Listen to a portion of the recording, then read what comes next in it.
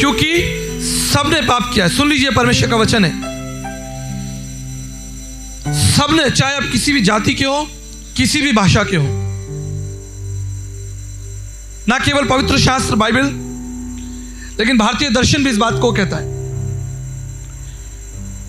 ऋषि वेदव्यास जी ने, डोंगरे जी महाराज ने भागवत में कहा, मन, वचन और कर्म से हर एक व्यक्ति पापी है। तो पहले सिद्धांतों को समझ लीजिए।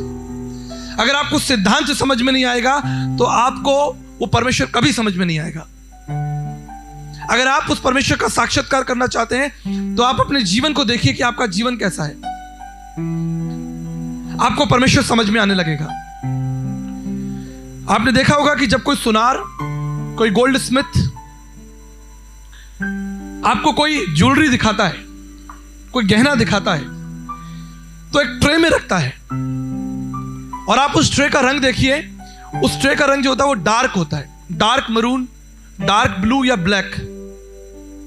वो सफेद नहीं होगा, वो गोल्डन नहीं होगा।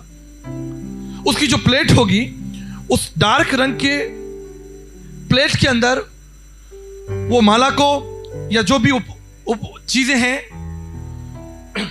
उसको दिखाएगा। उसके पीछे एक लक्ष्य कि अगर आप उस गहने की सुंदरता को देखना चाहते हैं तो जो उसकी बैकग्राउंड है वो डार्क होनी चाहिए, कंट्रास्ट। अगर आप उस परमेश्वर को जानना चाहते हैं तो पहले अपने आप को जानिए। मुझे इस बात को बताने की आवश्यकता नहीं कि आपने कोई पाप नहीं किया। आप अपने जीवन को बेहतर जानते हैं। आप जानते हैं आप कौन हैं, आप क्या हैं, आपने क्या किया है, आप क्या कर रहे हैं और क्या कर सकते हैं।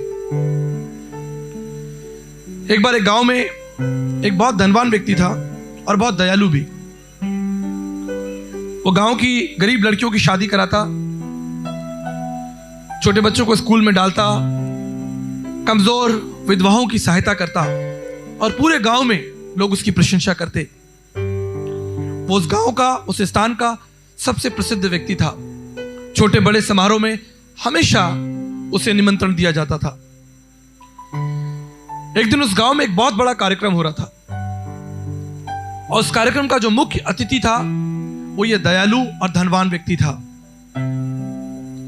कार्यक्रम हो रहा था, कार्यक्रम के मध्य वो दयालु और धनवान व्यक्ति बीच में खड़ा हो गया और उसने कहा कि मुझे कुछ कहना है, I want to say something. सब लोग हैरान हो गए कि ठीक है सर, आप जो कहना चाहते हैं कहिए। और उसने वहां बैठे एक पुलिस अधिकारी से कहा कि सर आप मुझे अरेस्ट कर लीजिए, प्लीज अरेस्ट मी। सब लोग हैरान हो गए कि सर आप क्या कह रहे हैं, आपकी तबीयत ठीक है? उससे कहा ना, ये मेरा सही स्थान नहीं है, मेरा सही स्थान जेल है। लोगों ने कहा सर क्या हुआ? उसने कहा कि आप मुझे नहीं जानते। आज से 30 साल पहले मैं एक डाकू था और मैंने एक बहुत बड़े धनी सेठ को लूट लिया और उसका लाखों करोड़ों रुपया लेकर भाग निकला और छुपते छुपाते इस गांव में आ गया। इस गांव में कोई मुझे नहीं जानता था और मैं आपके बीच रहने लगा, और मेरे अंदर एक आत्मग्लानि थी, एक आत्मबोध था कि मैंने एक परिवार की हत्या की है। और इस आत्मग्लानि, इस आत्मबोध से बचने के लिए मैं दान पुण्य के कार्य करने लगा, और धीरे धीरे मैं आप लोगों की सहायता, लेकिन वो बोझ, वो थकान आज तक मेरे हृदय पर है। मेरे प्रियो, हो सकता है आप किसी विशेष धर्म, किसी विशेष जाति से संबंध रखते हो, अच्छे कपड़े पहने हो, अच्छी जगहों पर बैठे हो, लेकिन आप वास्तव में कौन हैं ये आप जानते हैं। आपका परिचय आप जानते हैं। एक बार मैं इंडोनेशिया में था और इंडोनेशिया की जेल में मेरे आयोजक मुझे ले गए ताकि मैं जेल के अंदर प्रभु का प्रचार करूं।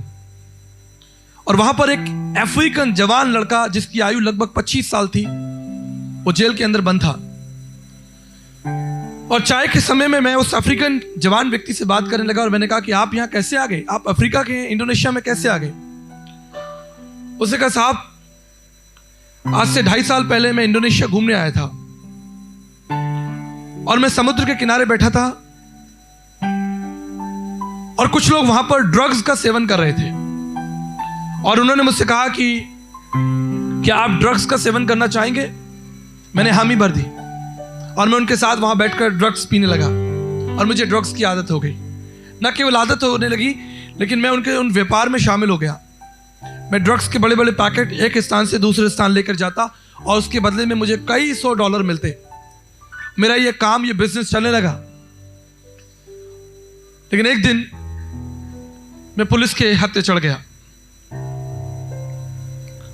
उस समय तब जब मैं लगभग 300 किलो ड्रग्स की सप्लाई कर रहा था, 300 kg बड़ी बड़ी गाड़ियों में ड्रग्स जा रहा था और अब मुझे 25 साल की जेल हुई है। 25 इयर्स मुझे इस जेल में रहना होगा। जवान लड़का, वास्तव में मेरा हृदय पिघल गया, मेरे आंखों से आंसू आए और मैं सोचने लगा कि 25 सालों के लिए यह व्यक्ति इस जेल में रहेगा। मैं प्रार्थना के सिवा कुछ नहीं कर सकता था। मैं वहां से चला आया। जब मैं मार्ग में था तो जीवित और सामर्थी परमेश्वर मेरे हृदय से बात करने लगा। उसने कहा, जिस तरह यह व्यक्ति 25 सालों के लिए जेल में है, ठीक इसी तरह लाखों करोड़ों लोग उस अनंत काल के अंधकार में होंगे जहां से उन्हें कोई नहीं छुड़ा सकता। मैं पवित्र और शाश्वत परमेश्वर हूं। कोई दुष्ट मेरी उपस्थिति में खड़ा नहीं हो सकता। मैं पवित्र और शाश्वत परमेश्वर हूं।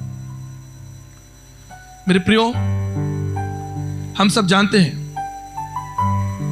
कि वो परमेश्वर आपसे प्रेम करता है और वो कभी नहीं चाहता कि आप उस अनंत काल की जेल में, उस अंधकार में जाएं।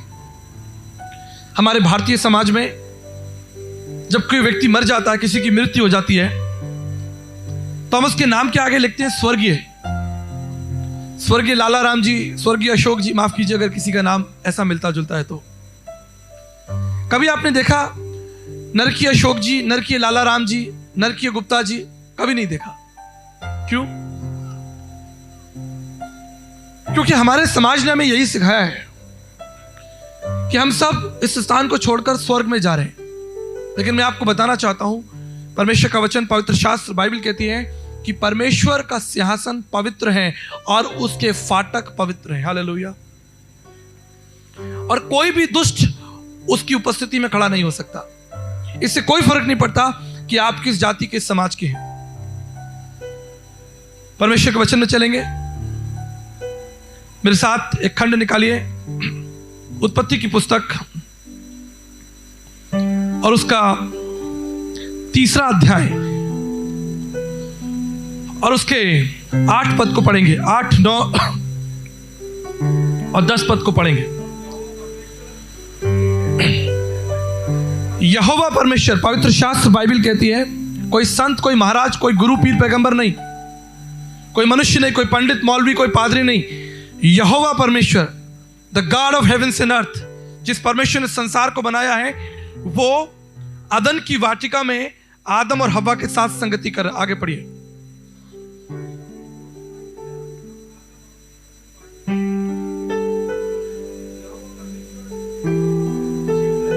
बाइबल कहती है कि जब अदन की वाटिका में पवित्र परमेश्वर आदम और हव्वा से मिलने के लिए आया, तो आदम और हव्वा परमेश्वर की उपस्थिति से छिप गए।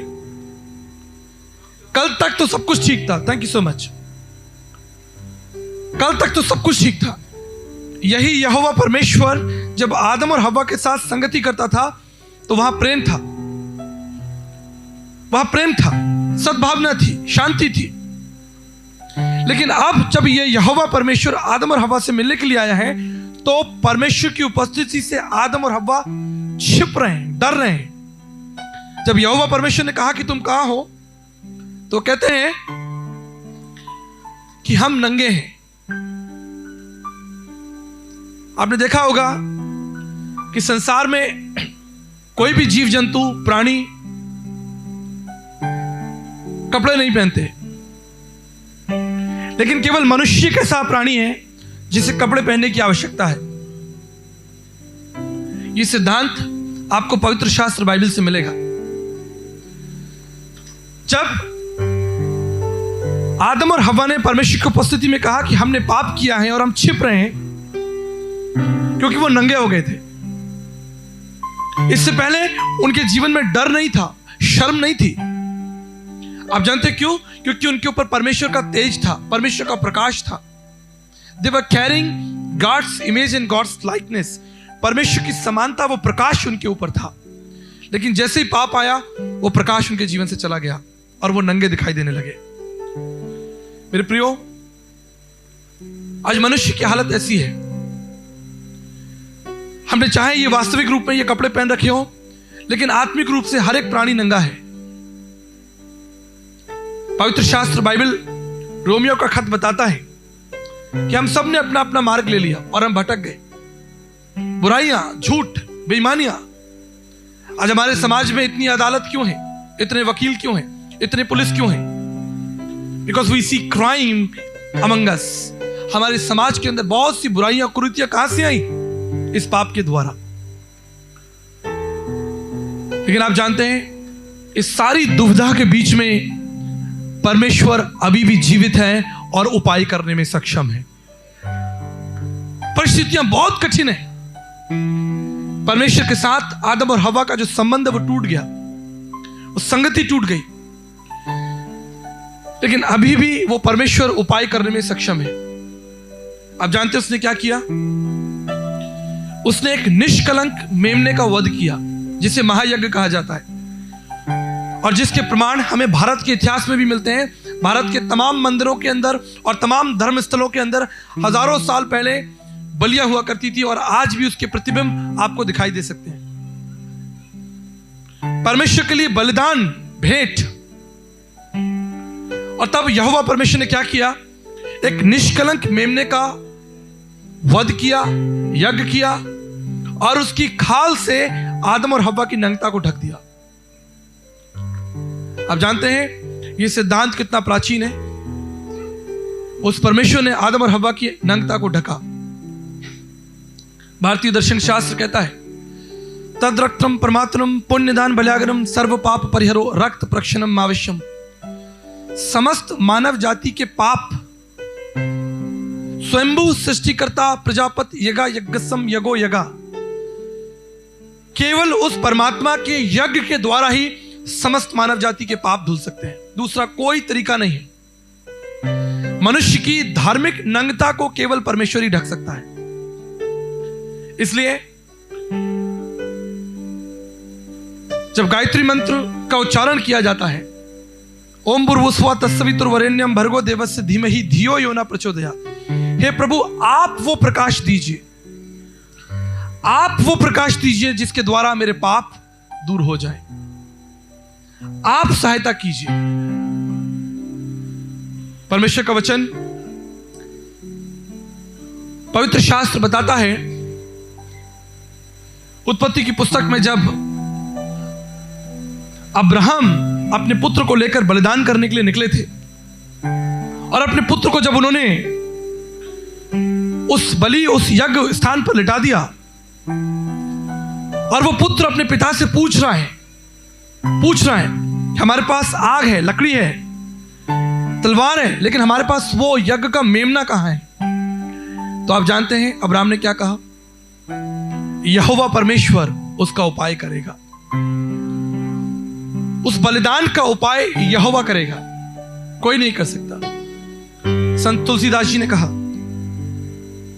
जाऊं कहां तज चरण तुम्हारे, काको नाम पतित पावन कहियति दीन प्यारे, देव धनुज मुनि नाग मनुज सब माया विवश विचारे। हे प्रभु, मैं आपको छोड़कर कहां जाऊं, क्योंकि देवता, संत, सन्यासी, पीर, पैगंबर सब पाप के अधीन है। जाऊं कहां तज चरण तुम्हारे, काको नाम पतित पावन कहियति दीन प्यारे, देव धनुज मुनि नाग मनुज सब माया विवश विचारे। कोई मनुष्य आपके लिए उपाय नहीं कर सकता, वो उपाय केवल परमेश्वर के हाथों में है। मेरे प्रियो, आज की शाम जब आप इस स्थान पर बैठे हैं, मैं चाहता हूं कि आप कल्पना कीजिए, सोचिए उस परमेश्वर के बारे में।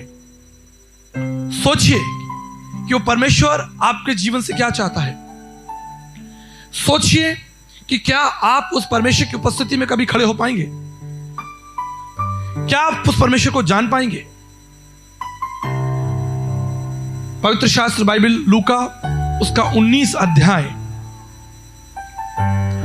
और उसके अगर हम 10 पद को देखें, जहां पर प्रभु यीशु जक्कई के घर गए हैं और जक्कई जो एक व्यक्ति है वो दुष्ट व्यक्ति है, वो एक पापी व्यक्ति है, बेईमान व्यक्ति है, वो गरीबों का शोषण करता है, वो गलत तरीके से टैक्स वसूलता है, एक पापी व्यक्ति है। और एक दिन वो चाहता है कि वो यीशु मसीह को देखे और वो यीशु मसीह की प्रतीक्षा करता है एक पेड़ के ऊपर चढ़कर। और उस मार्ग से प्रभु यीशु मसीह निकलते हैं और वो देखते हैं कि पेड़ के ऊपर एक व्यक्ति जिसका नाम जक्कई है वो पेड़ पर बैठा है, क्योंकि प्रभु सर्वज्ञानी है, उसका नाम जानते हैं। प्रभु यीशु मसीह उस पेड़ के नीचे रुके और उन्होंने जक्कई से कहा कि जक्कई उतरो और आज मैं तुम्हारे घर जाऊंगा। आप जानते हैं लोगों ने क्या कहा? पढ़िए। जब यीशु मसीह ने कहा कि जक्कई मैं आज तुम्हारे घर जाऊंगा, तो लोगों ने क्या कहा उस जक्कई के बारे में?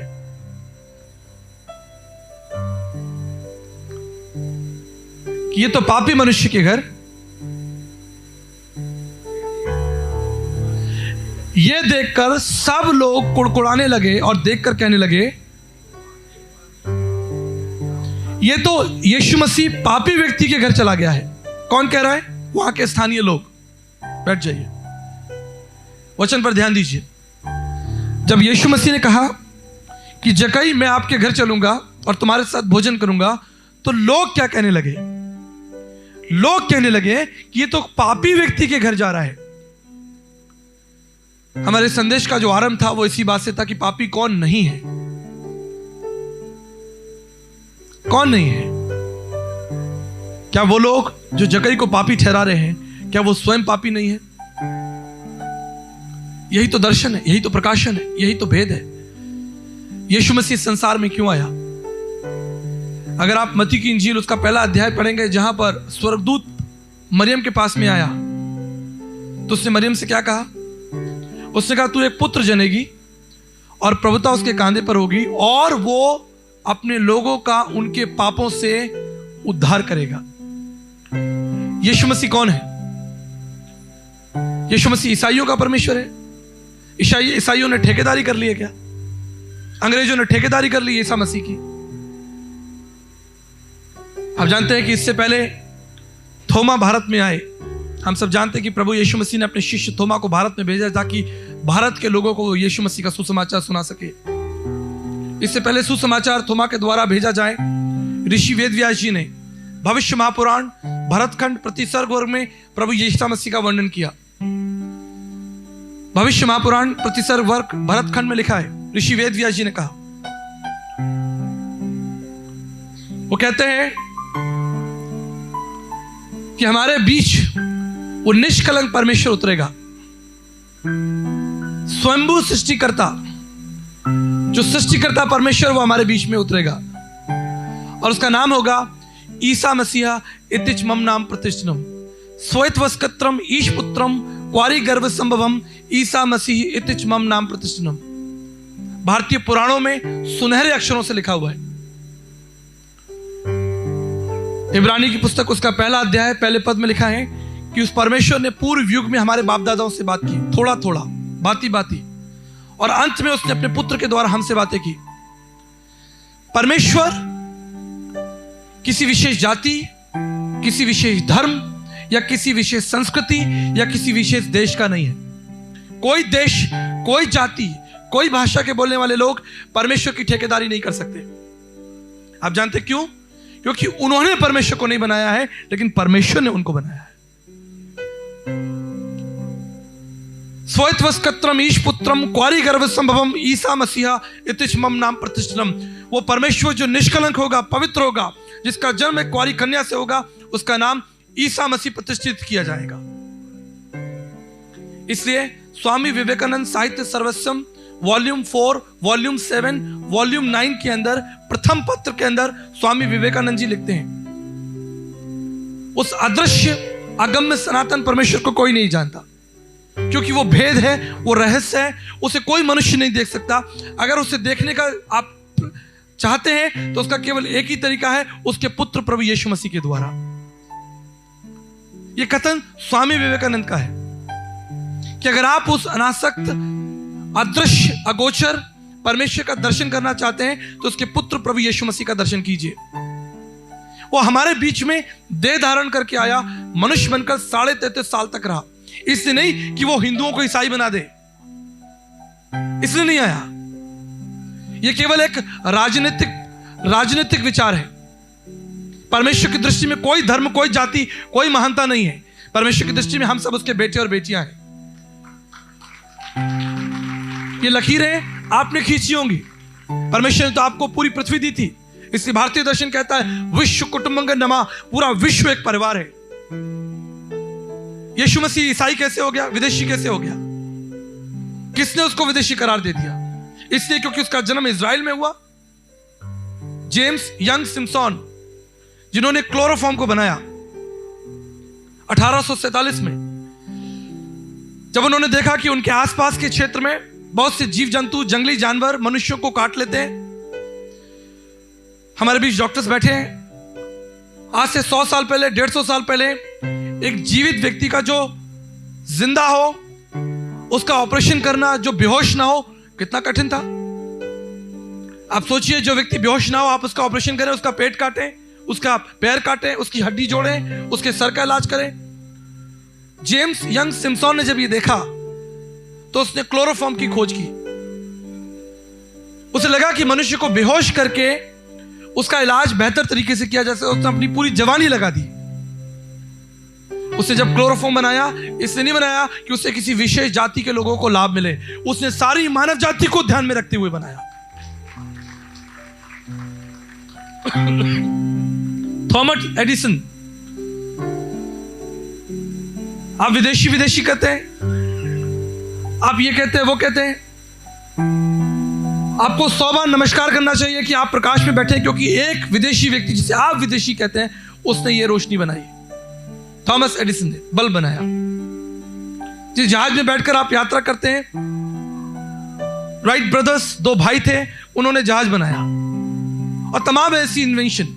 इसलिए भारतीय दर्शन के जानकारों ने कहा है, जो भारतीय दर्शन से प्रेम रखते हैं, जो हिंदुस्तान से प्रेम रखते हैं, वो कहते हैं विश्व कुटुंब के नमा। ये पूरा विश्व जो है एक परिवार है, एक परिवार है। और यीशु मसीह अपने परिवार में आया। परमेश्वर का वचन कहता है वो अपने लोगों के लिए आया, अपने परिवार में आया। क्यों आया? पढ़ देंगे। जब वो जक्कई के घर आया, अंतिम में प्रभु ने क्या कहा कि मनुष्य का पुत्र खोए हुओं को ढूंढने के लिए, और उनका क्या लिखा है, पढ़ दीजिए। क्योंकि मनुष्य का पुत्र अर्थात प्रभु यीशु मसीह खोए हुओं को ढूंढने, उनका उद्धार करने के लिए आया है। और उद्धार होगा कैसे? इसके लिए मैं आपको एक कहानी समझाता हूं, समझ लीजिए। मेरी आयु लगभग 8-10 साल रही होगी। मैं अपने मित्र से खिलौना ले आया मांग के, रिमोट कंट्रोल की कार। पहले छोटे बच्चे, जो हम लोग, अगर जो लोग मेरी एज के हो, जानते होंगे, पहले रिमोट कंट्रोल की कार चलती थी, आज भी चलती है। तो मैंने अपने मित्र से वायदा किया कि मैं ये कार आपको, ये खिलौना कल वापस कर दूंगा। और मैं बड़ा खुशी खुशी उस खिलौने को, रिमोट कंट्रोल कार को अपने घर लाया। और जब मैं अपने घर में खेल रहा था तो सीढ़ियों से वो गाड़ी गिर गई और टूट गई, उसके 2 टुकड़े हो गए। मैं बड़ा डर गया कि कल अपने मित्र को मैं ये खिलौना कैसे वापस करूंगा। सारी दोपहर, सारी शाम मेरे अंदर एक डर, एक भय छा गया। मैं अपनी मां को तो बता ही नहीं सकता था, क्योंकि वो बहुत मारती थी। अब मैं क्या करूं? अगर मैं अपनी मां से बोलूंगा तो मुझे मार पड़ेगी। पिताजी है नहीं, अभी ऑफिस गए हुए हैं। धीरे धीरे शाम हो गई और लगभग 9 बजे का समय था। मेरे पिताजी रेलवे में काम करते हैं। जब वो वापस आए, खाना खाने बैठ ही रहे थे, उन्होंने मुझे देखा कि मैं घर के कोने में बैठकर रो रहा हूं। वो खाना छोड़कर मेरे पास में आए। उन्होंने कहा कि क्या हुआ? मैंने वो टूटा हुआ खिलौना अपने पिताजी के सामने रख दिया। मैंने कहा पिताजी मैं ये खिलौना लाया था, ये टूट गया है और कल मैं अपने मित्र को कैसे वापस करूंगा। मेरे पिताजी थके हुए थे, सुबह से ऑफिस गए हुए थे, खाना सामने रखा था। उन्होंने कहा तैयार हो जाओ। उन्होंने मुझे अपनी साइकिल पर बैठाया और बाजार ले गए। एक दुकान पर हम पहुंचे, उन्होंने इस टूटे हुए खिलौने को दिखाया और दुकानदार से पूछा क्या आपके पास ऐसा खिलौना है? दुकानदार ने कहा जी है। तो मेरे पिताजी ने कहा कि 2 खिलौने दे दो ऐसे। मैं अपने पिताजी की तरफ देखने लगा कि मुझे तो एक ही चाहिए था, मेरे कर्जे के लिए, मेरा कर्जा चुकाया जाए। लेकिन मेरे पिताजी सही थे, उन्होंने 2 खिलौने खरीदे, एक मेरे कर्जे के लिए, एक मेरे आनंद के लिए। याद रखिएगा, आपके जीवन का उपाय आपके पिता के हाथों में है, जिसने आपको जीवन दिया है। ऐसी एक कहावत है या कहा जाता है कि मां बच्चे को 9 महीने पेट में रखती है, लेकिन पिता जीवन भर उसे अपने दिमाग में रखता है, जीवन भर उसके बारे में सोचता रहता है।